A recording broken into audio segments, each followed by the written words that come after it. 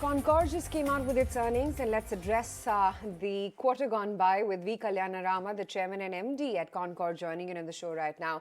Mr. Rama, great to have you on the show. Thank you so much for speaking today with ET Now. I'm just looking at your quarterly numbers, sir, and your revenue is up 8%, despite a volume growth of 17%. Realizations, though, were lower, especially the EXIM realization, which is currently at a multi-quarter low. Going forward, I wanted to understand what is the kind of trend that you expect in on realizations.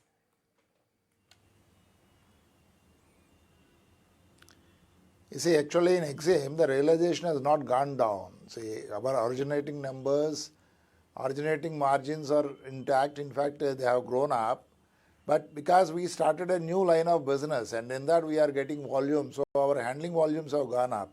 So that segment will not give that the same margin as the volume which we are getting on the rail transport. This is basically the end logistics we started recently and we are progressing very well in that. So that segment volumes have added. So the growth in the numbers of the handling, which is 17%, on the originating side, it is not so. So that is why when we look at margins on the growth in the volumes, the margins looks reduced, but otherwise the margins are intact. In fact, they have grown.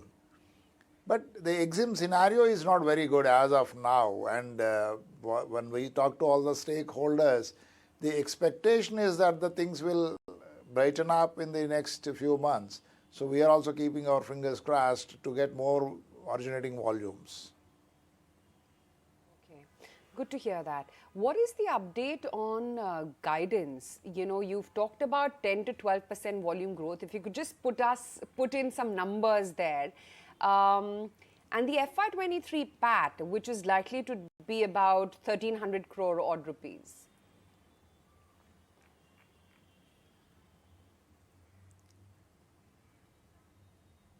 What is the 1,300 crores you are mentioning about? I could not catch you that. We're talking about the FY23 estimated PAT numbers for the full year.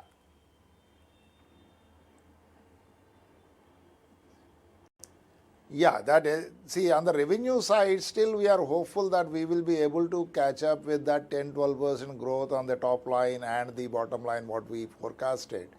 On the volume side, yes, we are now having a little bit of a doubt about the EXIM volumes. Domestic, we have no doubt. Domestic, we are growing very fast and the growth, we are very, in fact, it's much more than 12% growth in the domestic volumes. So, but EXIM volumes, because we are totally dependent on the export-import scenario of the country, which is at a low ebb today, and because of many restrictions which have come in agricultural products and in the recessions, what has been forecasted by IMF across Europe and America, I think the scenario is not really shaping up well. That's what I mentioned, that when we discussed with the stakeholders, particularly the shipping lines and the main industrial houses and export importers, they are of the view that things may go for a better future in the next few months. So on the EXIM side, yes, we are keeping our fingers crossed.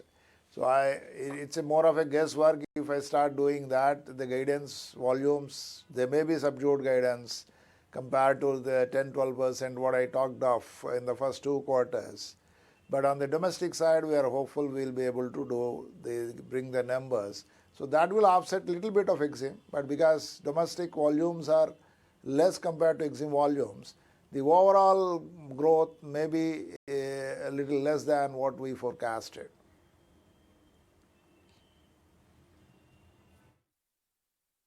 Good morning. So that's the word that is coming in as far as volumes and, of course, as far as guidance also goes.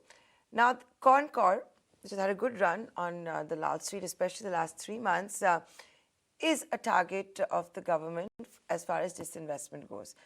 I know you'll be yourself waiting for updates from the centre, but now that there is cabinet approval also when it comes to long-term leasing of railway land, is there forward movement? Because that's what the street also wants to know about, right?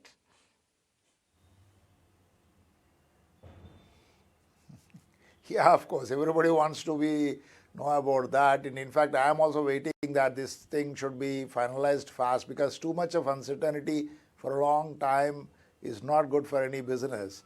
So now things are clear, and I think the right person to answer this, as I always mentioned, is the Department of the Disinvestment, which is called now the EPAM. So I think they are on the job, and let's see what will come out.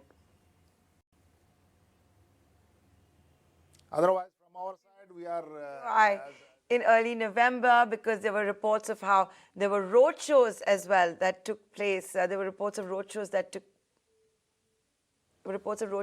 place where good interest has been seen. We are all, of course, waiting for that. Something else, we finished Diwali. So for the quarter that you will still have to report the numbers, there were certain reports that e-commerce companies didn't ship shipments using air, and they relied a lot on road and rail. Is that correct? And what will that mean for your business? I know we've discussed guidance, but what is this going to mean? You see, on rail, the volumes are definitely picking up, and particularly after the operations started on the dedicated freight corridor, the transit times have come down very much between North Central region, this NCR region, that Delhi, capital Delhi region, to Mundra and Pipavav. Really, the transit times, which used to be around 70 hours, has come down to 30 to 35 hours. So it's a very good thing for any exporter or importer. So more and more volumes are moving on to the rail, and also the railway infrastructure is, in fact, there's a lot of budgetary support coming to Indian Railways, and they are improving the things. So going forward, the rail volumes definitely will pick up, and a true multimodal scenario will emerge in India, for which we are already ready with our multimodal logistic hubs on dedicated freight corridor as well as at other places.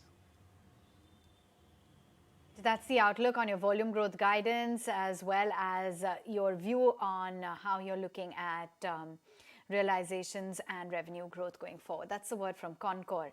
Moving right on then,